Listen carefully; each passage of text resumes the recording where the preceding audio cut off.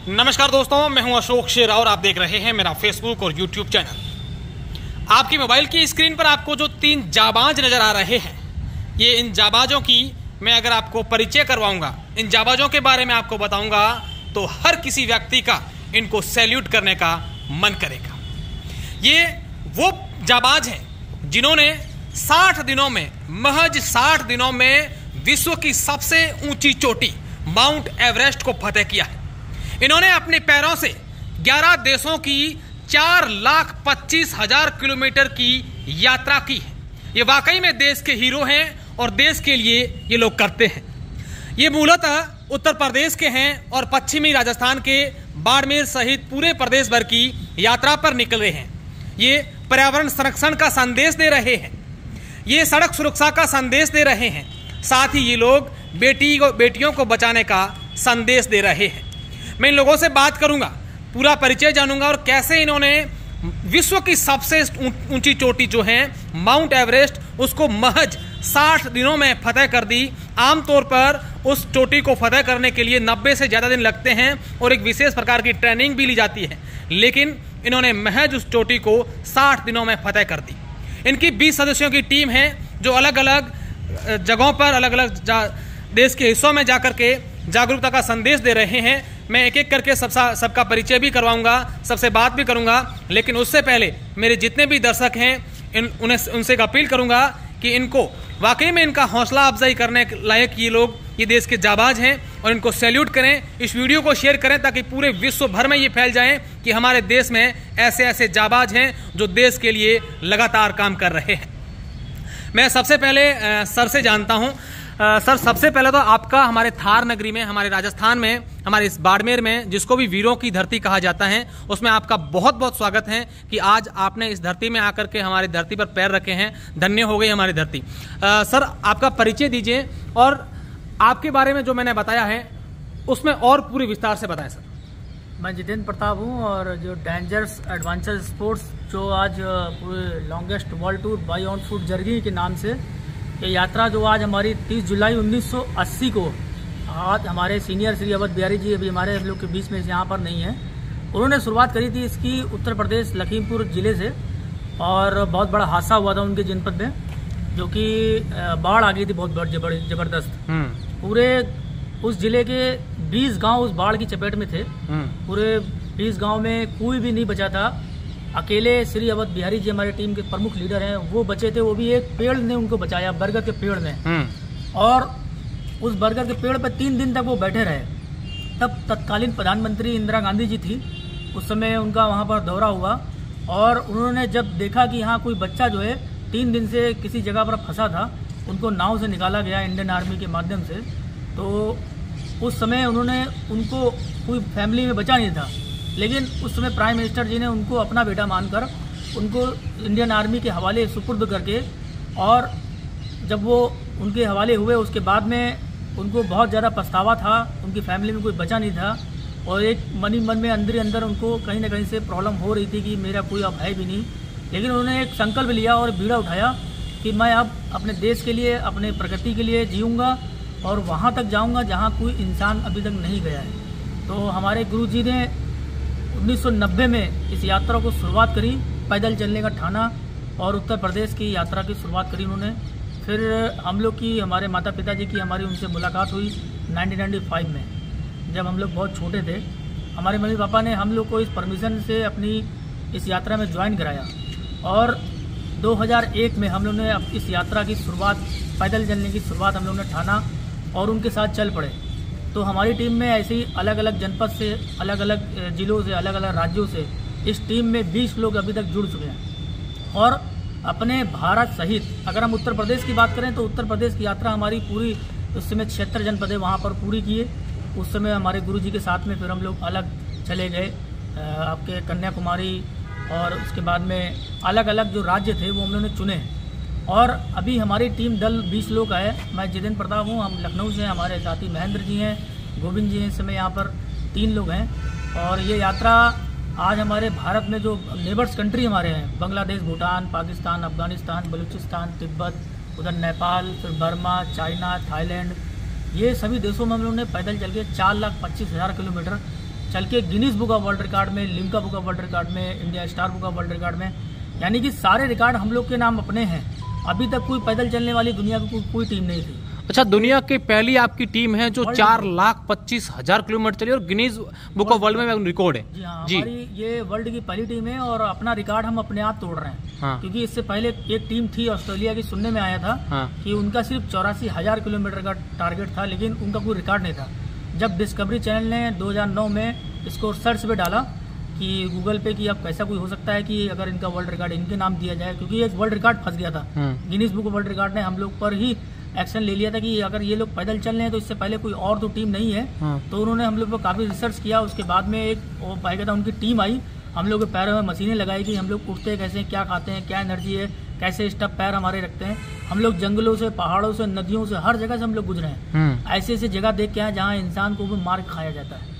ऐसे ऐसे हमने प्रदेश देखे हैं जहाँ पर आज भी अगर हम बात करें, जहाँ पर अभी भी पासपोर्ट लगता है, इंटरनेट परमिट लगता है। हमारे है भारत ही में वो देश प्रदेश, लेकिन अभी भी उनको देश माना जाता है। तो अभी हम लोग की यात्रा इस समय अपने जस्ट हम लोग ने माउंट एवरेस्ट की यात्रा 2018 में फतेह करी।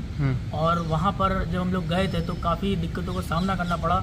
हम लोग को सबसे पहले तो प्रॉब्लम ये हुई कि वहाँ की जो फीस थी वो हमारे सामने एक बहुत बड़ा पहाड़ के रूप में खड़ी हो गई थी कि हम लोग उसको कैसे करें, क्योंकि धरती को हम लोगों ने नाप दिया था। और अगर हम बात करें पृथ्वी और चंद्रमा की जो दूरी है वो 2,84,000 किलोमीटर की है। और वो हम अगर हम पृथ्वी और चंद्रमा से बात करें तो हम लोग यहाँ पृथ्वी से चंद्रमा तक जा चुके हैं, उससे वापस आ भी चुके हैं आगे तक। बिल्कुल। तो हमारा जो लक्ष्य है वो 5.5 लाख किलोमीटर का टारगेट है। इसमें अभी हम लोग ने 4,25,000 कवर कर दिया है। और अभी इससे पहले हम लोग जब एवरेस्ट गए थे तो हम लोग ने ट्रेनिंग लेनी पड़ी वहाँ पे हम लोग को, माउंटेनिंग की। तो हम लोग निम गए, वहाँ पर हम लोग ने ट्रेनिंग ली 1 महीने की। उसके बाद में फिर हम लोग जब नेपाल पहुँचे तो वहाँ की गवर्नमेंट से हम लोग का जब बातचीत हुई तो उन्होंने कहा कि आप लोग को ट्रेनिंग, मेडिकल फिट सब कुछ आप लोगों को पहले ही करना पड़ेगा, क्योंकि ऑन फुट का तो हमारे पास एक्सपीरियंस था पैदल चलने का, स्टेपना भी हमारे पास थी।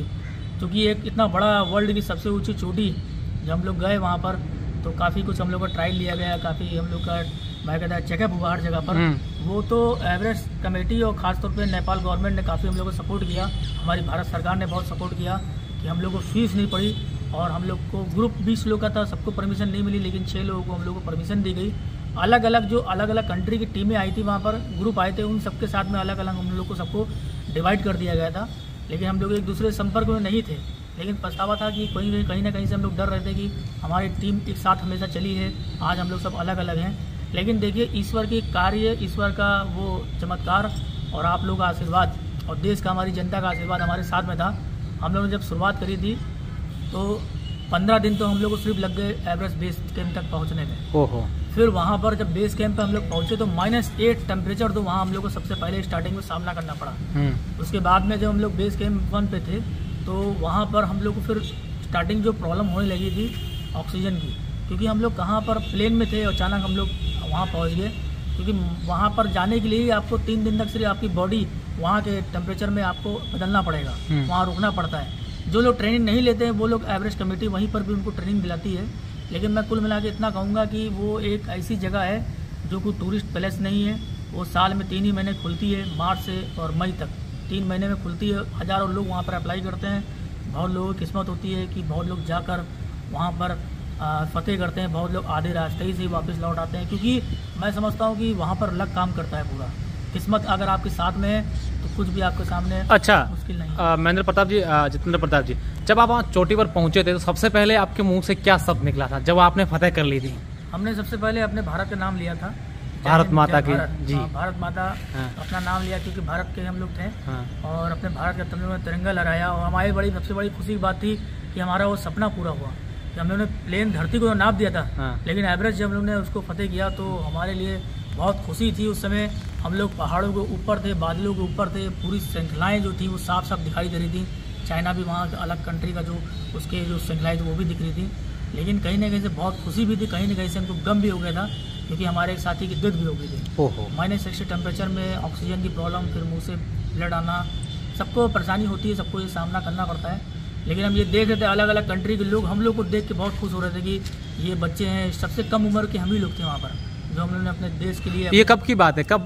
2018 में। 2018 में आपने किया। अच्छा, जो आपने जो पैदल यात्रा की है, पैदल यात्रा की, वो कब की है? वो ये तो हमारी 1995 से चल रही है। हाँ, कंटिन्यू चल रही है। अभी हम लोग इसको बंद नहीं किए हैं। हाँ। लगातार, सिर्फ लॉकडाउन में हमारी यात्रा बंद हुई थी। अभी भी हमारी यात्रा निरंतर जारी है, नॉन स्टॉप। हाँ। बिना रुके, बिना थके। अभी इस समय हमारी टीम यहाँ उत्तराखंड के 4 धामों की यात्रा हम लोग ने करी है। 12 ज्योतिर्लिंग पूरे हम लोग ने कर लिए हैं। और 4 धाम की यात्रा करते हुए गौमुख ग्लेशियर उसको भी हम लोग ने पिक किया है। ओके। तो अभी हमारी यात्रा यहाँ पर आपके राजस्थान में भरतपुर से इंटरव्यू हमारी हुई। आज हम लोग को 2 महीना हो गया पूरा यहाँ पर। अच्छा। और राजस्थान के 23 जिले हम लोग ने कवर करे हैं। और राजस्थान वो राज्य हमारा था जहाँ हम लोग ने सपने सोचे हुए थे कि कब हम लोग पहुँचेंगे, कब हम यहाँ की जनता से मिलेंगे, कब यहाँ पे हम वातावरण, यहाँ का रहन सहन, यहाँ का पर्यावरण देखेंगे।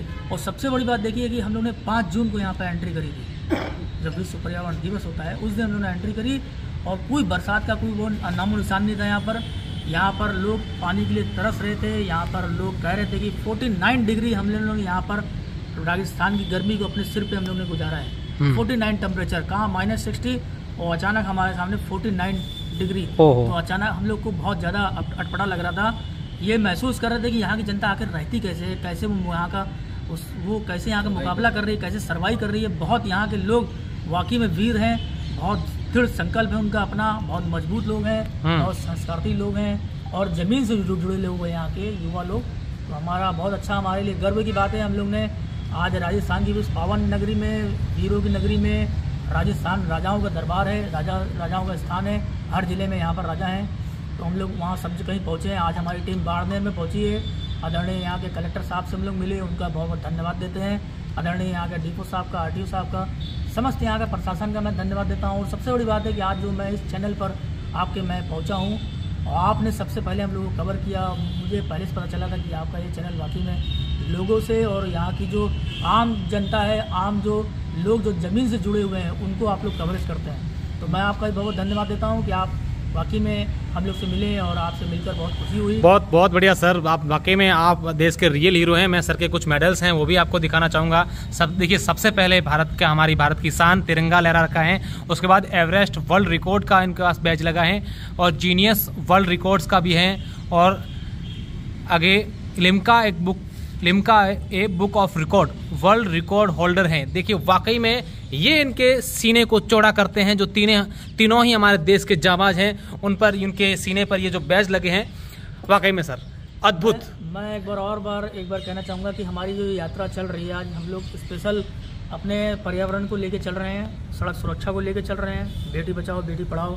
हम लोग ने अलग अलग कंट्री में आज जो देखा है, सड़क पर जो चलते हुए वाहनों को, वहाँ के युवाओं को, वहाँ की जनता को फॉलो करते हुए आज हम देख रहे हैं कि भारत हमारा आगे बढ़ रहा है बहुत तेज़ी से।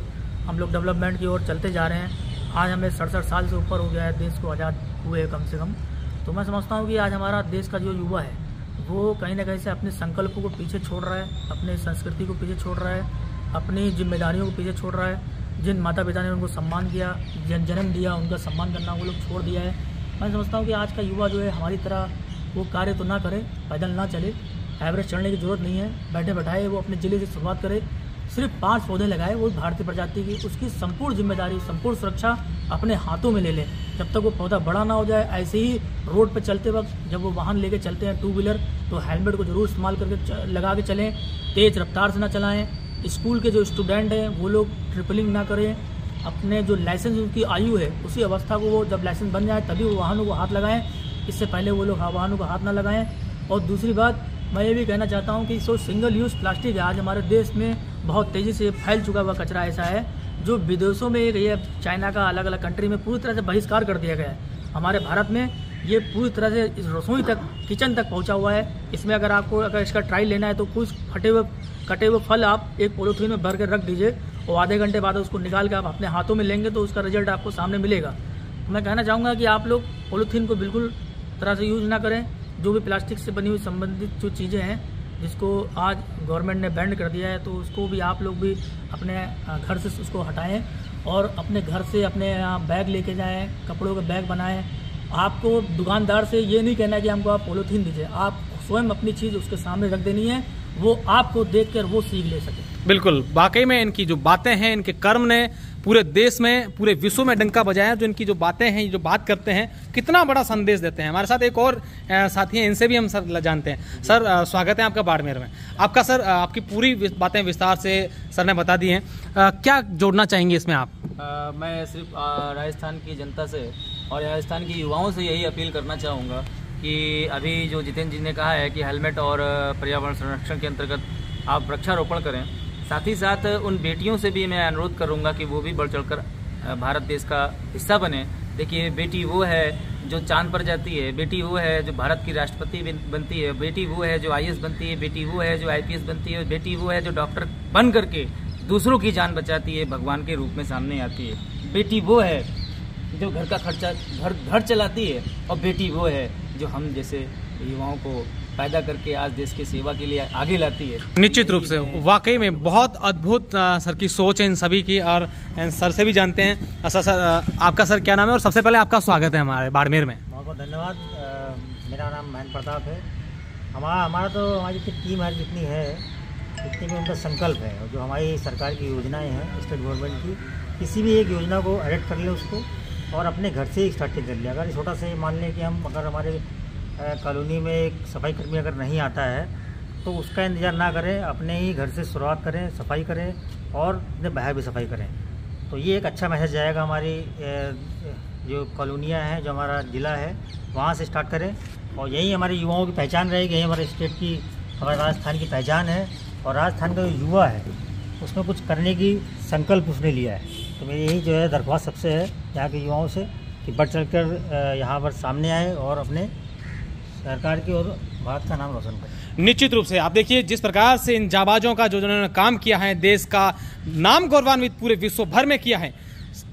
विश्व की सबसे ऊंची चोटी माउंट एवरेस्ट को फतेह किया है, और पर्यावरण संरक्षण के लिए, बेटी बचाओ के लिए, सड़क सुरक्षा के लिए करीब 4.25 लाख किलोमीटर की पैदल यात्रा कर चुके हैं। वाकई में इनको सलाम है, सैल्यूट है, और इनका हमारे बाड़मेर में स्वागत है। जितनी भी इनकी बातें थी, अगर आप इनकी बातों से एक व्यक्ति एक बात भी सीख लें, तो वाकई में ये देश अपने आप में फिर से विश्व गुरु जरूर बनेगा। बहुत बहुत शुक्रिया, धन्यवाद।